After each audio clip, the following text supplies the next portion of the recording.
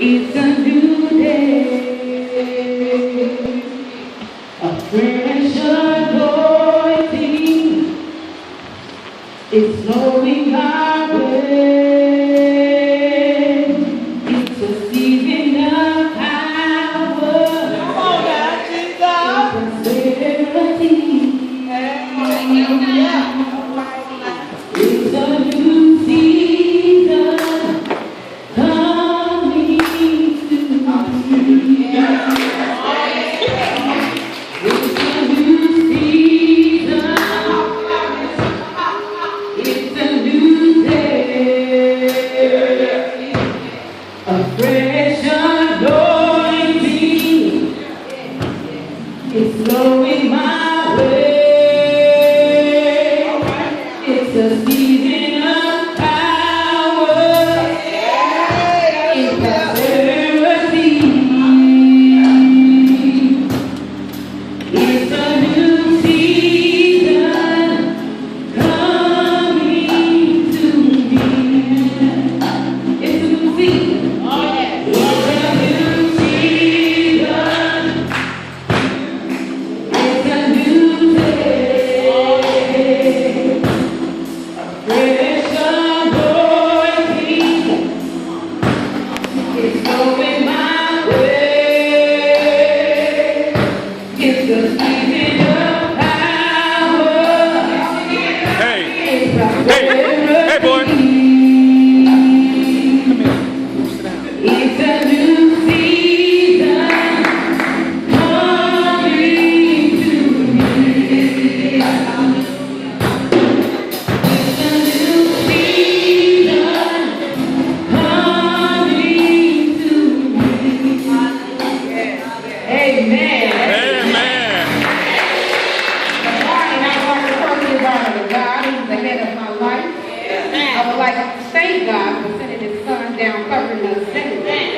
I would also like to thank Pastor, our shepherd of the house, the praise house, for leading us and guiding us to Christ. I would also like to thank the minister staff.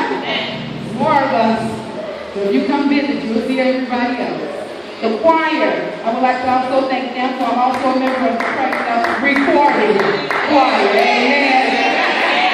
Praise God, praise God. Well, this morning I'm actually coming out of the book of Ephesians. A new day will dawn on us for above, because our God is loving and merciful. If you have your Bible, please say blessed. Bless. And once you find Ephesians 4:13, I want you to say truth. Well, the word is already blessed and true.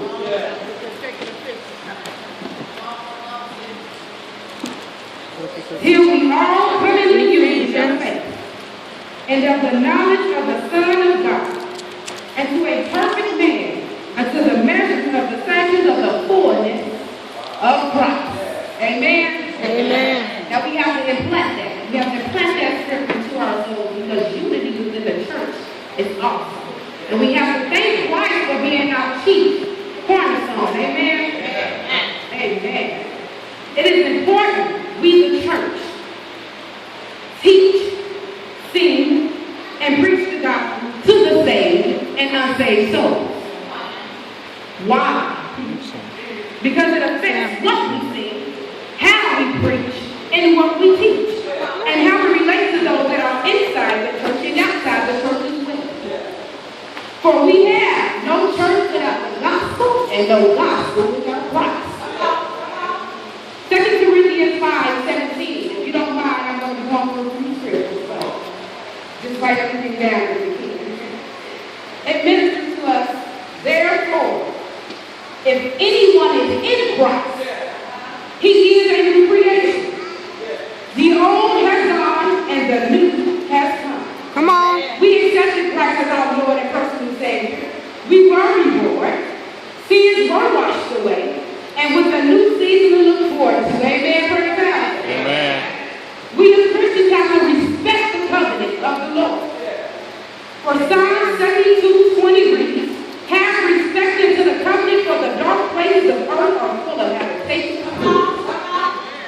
We need to stop intimidating new wines and new souls that are coming into the Lord's house. No matter where you're sitting and no matter where you're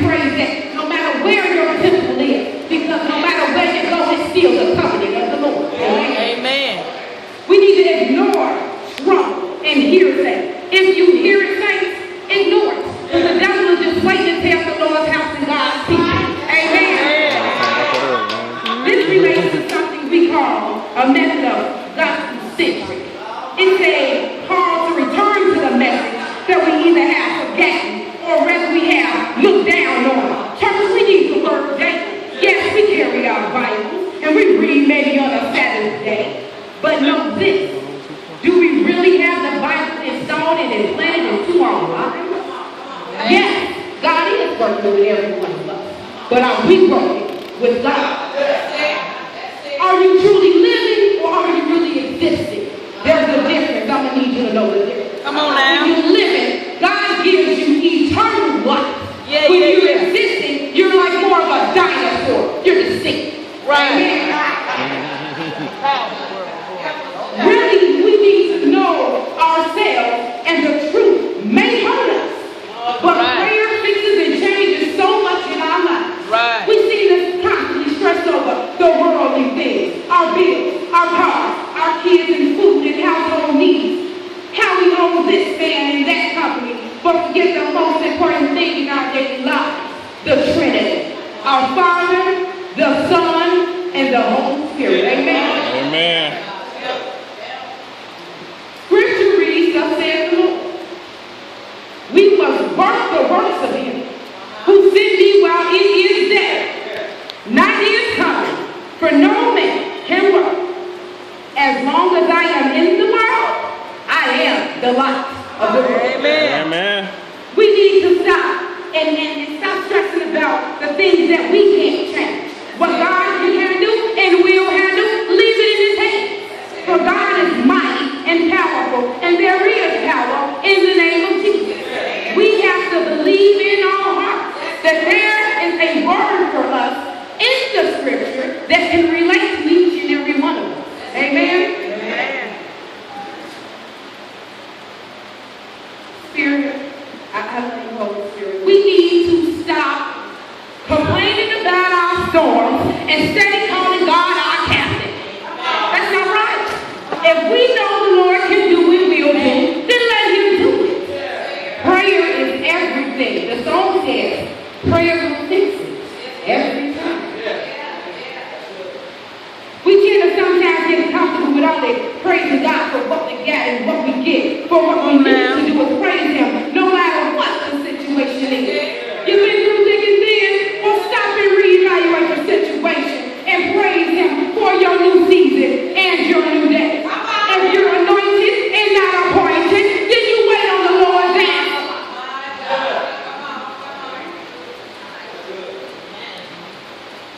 Like David. David took on a battle that really wasn't his. It was Saul. It was Saul's battle. And when Saul and his brother believed in him, David already knew what God made of him to do and who he should be. So when David came to the light, he said, I come in the name of Jesus, not in the name of David. Amen.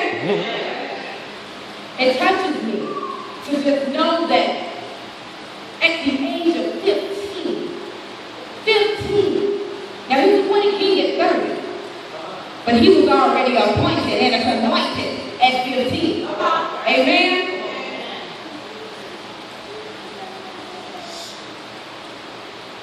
God has created us uniquely and has a unique plan and destiny for every believer's life. Amen.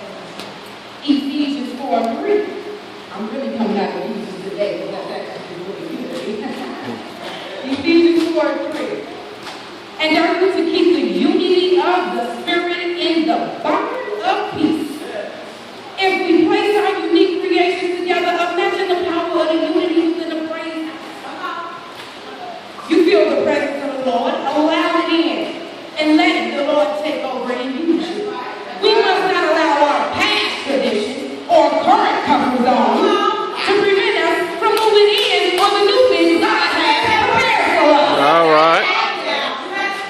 We must continue to live in the faith realm. We must continue to be led by the Holy Spirit. We need to learn to walk in obedience to God's holy word and have childlike trust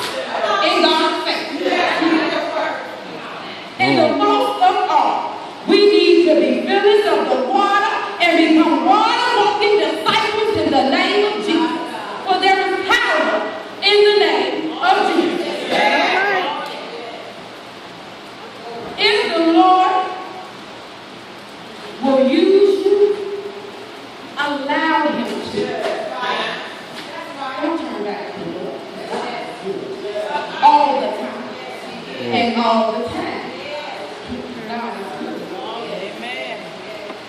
What we need to do is, we need to start implementing Christ daily.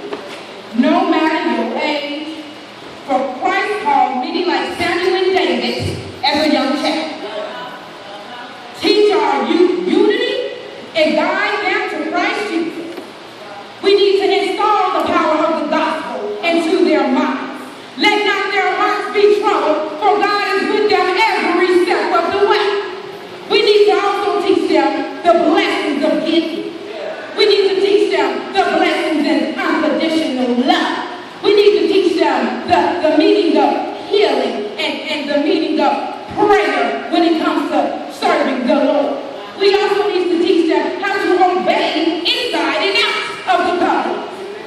Let them know that our God is not only an all-time God, but an all-time God. We need to also teach them how to multitask with God-given skills.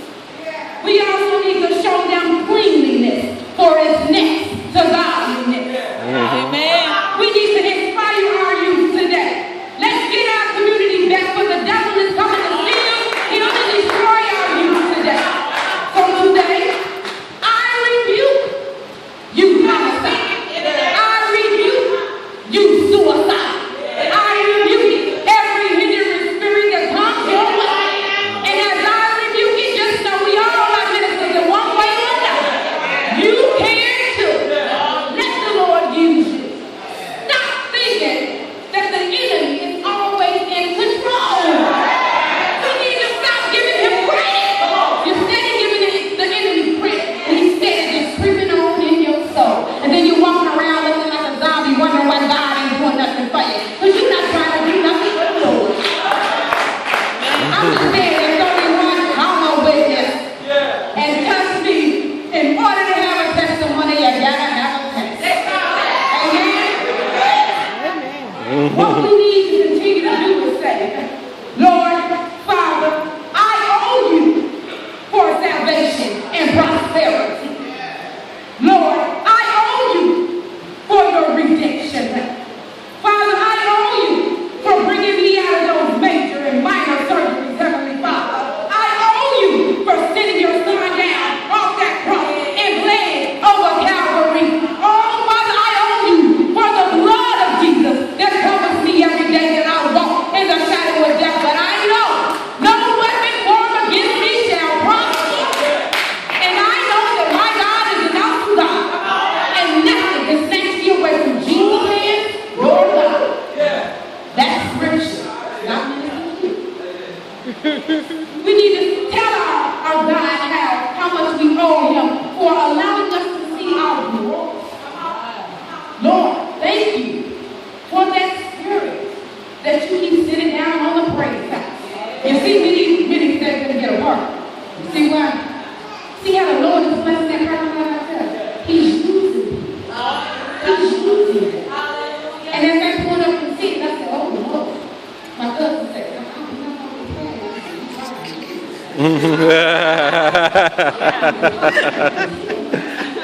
thank you, Lord. I owe you, Lord, for new growth. Lord, I owe you for new wine and new souls that are coming into the covenant. Whether they're ministers, elders, pastors, singers, motherboards, ushers. Oh, we owe that unity unto the Lord. And if you don't know how he's broken us in Ephesians, oh, it's a very small chapter. And there's a problem. Because if you want the Lord to help you, you have to believe in the already blessed word. It's already blessed. Lord, I just want to thank you. And this is how we have to minister to ourselves. For I just said, we are all ministers. We were all created in a unique way. Amen. I owe you, Lord. I owe you for my daily bread. We have many out here that's not even able to eat. But God is blessing us to be able to eat daily. And we need to continue to thank the Lord for what he's doing for us and to us. The word tells me, as I was writing my sermon, the enemy was steady trying to attack. But this morning I ended up getting a call firecracker. She's something else. And she gave me a call today and said, I need you to go in there and put on your full armor. The full armor. And I said, ma'am, the Holy Spirit is already told me what I need. I'm going to continue to be obedient servant in the mighty name of Jesus. And I'm going to make sure that the youth of the praise house knows about the Lord, even if they're not being taught it at home. We owe no man nothing but unconditional love, but we owe God us. Our lives. Us. So if we're baptized, guess what you just did? You just gave your soul to Christ. So we got to keep walking and walking in that image. Because we're asking for increase in all areas every day. We need to stop being intimidated by new growth. New growth is awesome. New unity is awesome. We need to stop that. God doesn't like that. It's bad. No unity in a church, which is one body in Christ. One body in Christ. We have to be strong in the Lord and in the power of His might. We have to have peace and love with faith. For grace will be with us that love and obey Christ. Amen? Amen. Today I just would like to say as I close my sermon that His word will come alive in your heart if you just take out the time to spend with Him. We have to want to take out the time to spend with the Lord. Lord, this is going on, that is going on.